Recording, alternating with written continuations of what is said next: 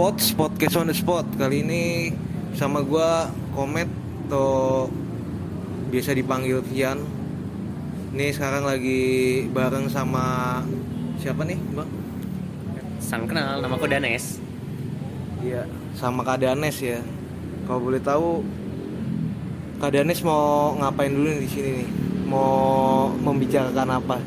Waduh, aku hari ini tiba-tiba dipanggil buat memenuhi perjanjian podcast dengan beliau, Kak Revian. Baru kenal hari ini. Aku penasaran sebenarnya, Kak Revian tahu aku dari mana sebenarnya? Itu nanti mungkin ini aja ya, di balik layar ya kan. Mungkin pertama kali dari profilnya dulu Kak Danes sama backgroundnya dulu ya. Oke, sip. Halo, namaku Danes. Aku adalah freelance musisi. Pekerjaanku sekarang adalah freelance composer, arranger, orkestrator. Ya, intinya yang bikin musik. Dan aku seorang konduktor orkestra. Seperti itu. Itu profilku. Aku berkecimpung di dunia musik dari tahun berapa ya? Sekarang 2024, berarti dari tahun 2012 sudah berkecimpung, jadi kurang lebih udah 12 tahun. Ya, udah. Itu sih profilku. Dari 12 tahun. Berarti emang di dunia pendidikan orkes atau awalnya tuh gimana sih? Awalnya itu pas SMA aku memang suka banget sama musik, terus suka lagu-lagu game gitu dan wibu ya, main wibu. Tapi aku awalnya dari lagu Jepangan, tapi aku nggak mau ngecap diriku wibu sih itu. Soalnya emang suka sama lagu-lagu anime doang, tapi nggak merasa feel attract with Japanese culture banget. Jadi ya suka sama lagu-lagunya aja, apalagi lagu-lagu game. Kemudian pas SMA, kebetulan aku kan SMA di Al Azhar Pusat. Itu waktu itu lagi ngadain pentas seni dan mereka butuh jingle original. Ya udah, jadi aku bikinin. Nah, itu kayak karya pertama, dan mulai dari situ kayak aku berjanji, oh kayaknya memang musik itu duniaku gitu. Ya udah, dari situ akhirnya lama-lamaan berkembang dari situ sebenarnya. 12 tahun yang lalu aku lulus SMA 2011 atau 2012, aku lupa. Maaf. Gitu ceritanya. Berarti dari wibu atau nggak mau dibilang wibu sih ya, cuma di Jepangan lah ya, di Jepangan. Terus intinya musik, dari musik Jepang dulu baru ke dunia orkestra gitu ya. Jadi orkestra musik. Kalau untuk di zaman sekarang ini orkestra itu sendiri masih eksis gak sih? Maksudnya di kalangan sosial gitu loh maksudnya. Oke, untuk orkestra di kalangan sosial untuk zaman sekarang itu ternyata makin eksis, karena dulu sebenarnya kayak kurang dihargai, tapi sekarang kayak makin booming, apalagi banyak konser-konser orkestra. Sejak pandemi Covid itu udah muncul banyak konser, banyak banget, sampai sekarang konser orkestra sold out, war tiket lah segala macam, ngalahin war tiketnya Coldplay. Itu udah kayak dunia orkestra sekarang udah bener-bener terkenal banget. Jadi itu adalah dunia musik yang acceptable banget di zaman sekarang. Berarti kalau lagi manggung itu kan biasanya sama satu tim gitu ya. Itu kalau misalkan lagi manggung gitu bisa diceritain gak sih? Misalkan persiapannya sampai acara, kemudian mungkin ada setelah acaranya gitu kan. Bisa dijelasin. Oke, sip. Untuk mempersiapkan pentas pertunjukan orkestra ya, yang pernah aku alamin ya, yang pertama adalah lo harus nyari, kumpulin musisi-musisinya atau orang-orangnya.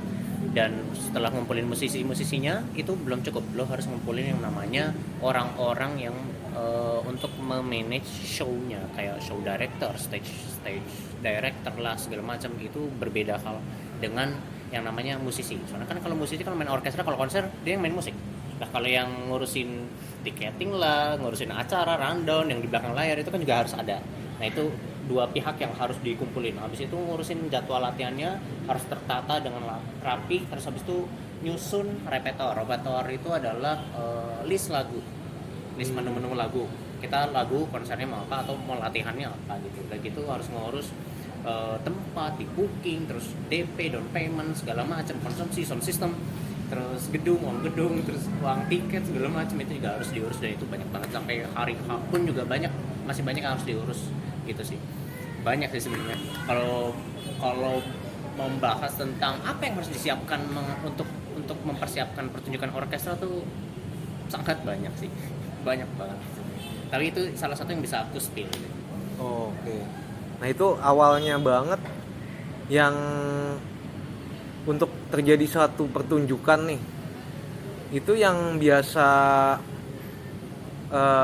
menginisiasi tuh dari siapa dulu sih? Apakah dari pihak eventnya atau bahkan kakak sendiri itu juga bagian dari yang direkrut gitu loh, yang dipanggil gitu? Oke, tergantung semua. Kebetulan orkestra yang aku ikutin ada satu yang aku founding ya, maksudnya aku temukan, aku bikin, dan ada satu yang memang aku ikutin.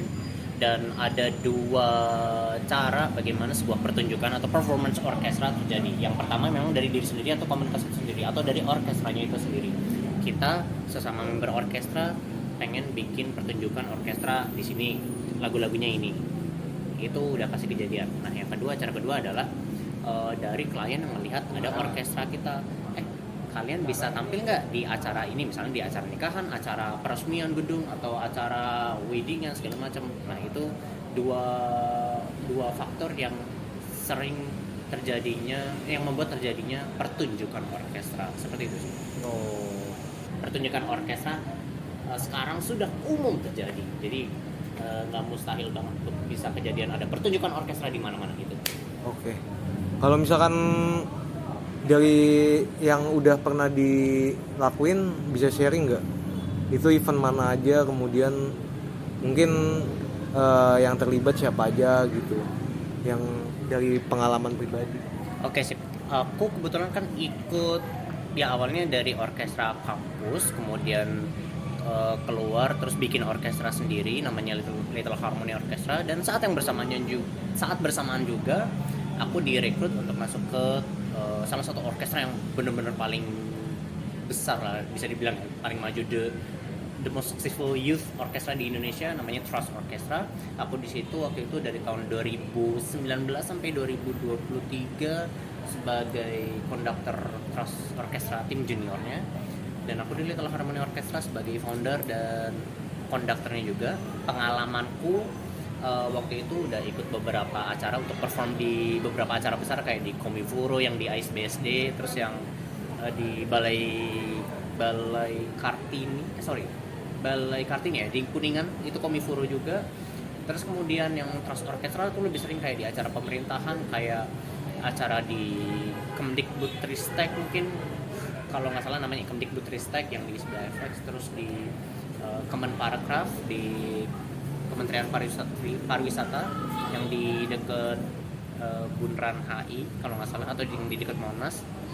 Terus di acara G20 September pas tahun lalu atau 2 tahun lalu aku lupa, yang di Bali itu juga tampil. Jadi sebenarnya banyak sih, bahkan itu banyak acara-acara kecil yang belum aku sebutin sih, terlalu banyak sebenarnya. Oke, nggak apa-apa sih. Memang berarti ya banyak juga acara yang acara orkestra inilah ya gitu. Nah itu biasanya di acara tersebut di satu acara full, atau misalkan untuk seremonial atau gimana. Nah itu sebenarnya sendiri kayak dibutuhkannya lazimnya tuh biasanya di momen apa sih gitu? Bener-bener tergantung kebutuhan pada yang punya acara itu sendiri sih. Bener-bener balik lagi kepada klien. Kita biasanya yang umumnya aja. Yang umumnya ya, lebih ke pertunjukan memang. Pertunjukan mungkin pas opening kita bawain lagu Indonesia Raya, itu sering banget lah, udah pasti. Sebuah peresmian acara atau grand opening acara atau apapun, pasti kita harus bawain Indonesia Raya, itu udah sering banget, itu umumnya.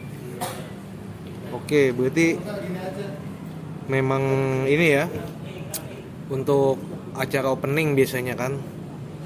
Kalau misalkan di era musik sekarang ini orkestra itu masih bisa berkembang lagi nggak sih? Maksudnya kan sekarang kan udah banyak musik yang mungkin genrenya tuh sudah ini masuk genre apa bukan sih kalau gitu? Orkestra itu kita bukan berbicara tentang genre, tapi berbicara kepada format musik atau bentuk musik. Kalau genre itu kita berbicara about pop, rock, jazz, blues, R&B, rap, EDM. Kalau orkestra itu kita ngomongin format musik seperti halnya band, choir, paduan suara, ensemble, kemudian ada orkestra. Lebih ke arah bentuk. Apakah orkestra bisa memainkan lagu EDM atau rock atau jazz atau klasikal? Jawabannya bisa, karena itu kan bukan genre. Itu tuh sebenarnya orkestra itu adalah sebuah format musik, bentuk musik yang bisa membawakan genre lagu apapun. Oke, berarti adalah sebuah format. Nah, formatnya sendiri bisa evolusi gitu maksudnya. Of course, sangat bisa berevolusi. Bahkan kan sekarang ada lagu EDM campur gitu orkestra bisa. Itu bahkan saya menciptakan salah satu single saya itu kan EDM campur orkestra, itu udah sangat mungkin banget. Atau maksudnya nggak usah jauh-jauh yang terkenal, Word Genius yang membernya Eka Gusimana, Reza Arab itu juga bikin lagu kan EDM, ada campuran orkestranya dan bahkan dengan etnik Indonesianya itu udah possible banget. Lati itu udah terkenal banget. Itu contoh paling umum. Itu kan orkestra EDM ya, berarti EDM-nya tapi ada etnik juga dan orkestranya. Udah sih. Oke. Berarti udah cukup jelas sih kalau misalkan untuk next-nya ada nggak pesan atau masukan buat teman-teman gitu mungkin yang bergerak di bidang musik khususnya orkestra mau gabung atau tips gitulah.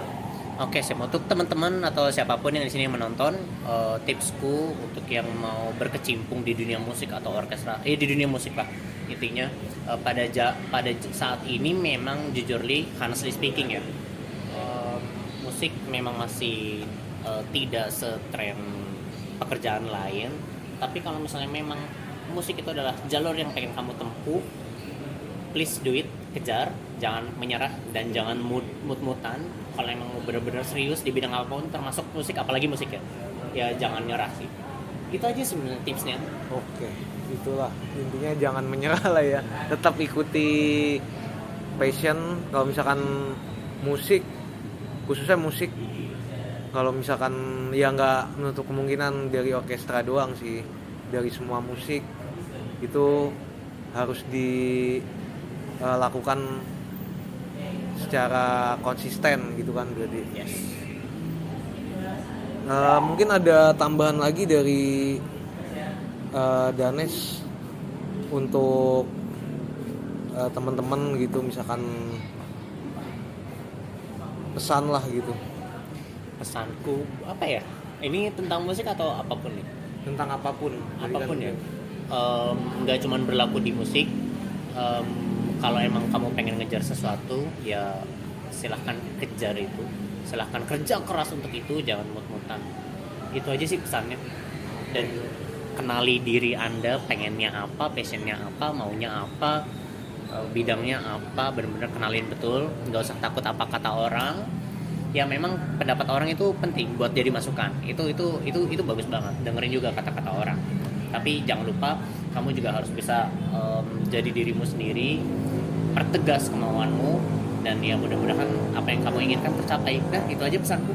Oke, amin. Terima kasih nih ya udah menyempatkan. Tadi drama lah, ada drama, sedikit drama, tapi untungnya masih bisa berjalan ya ini kan. Oke, kita close aja ya. Terima kasih buat teman-teman yang udah nonton, support terus podcast on the spot. Subscribe, like dan komen. Mungkin ada IG juga nanti Danes di bawah sini. Ya, atau kita Danes DANEZH. Iya.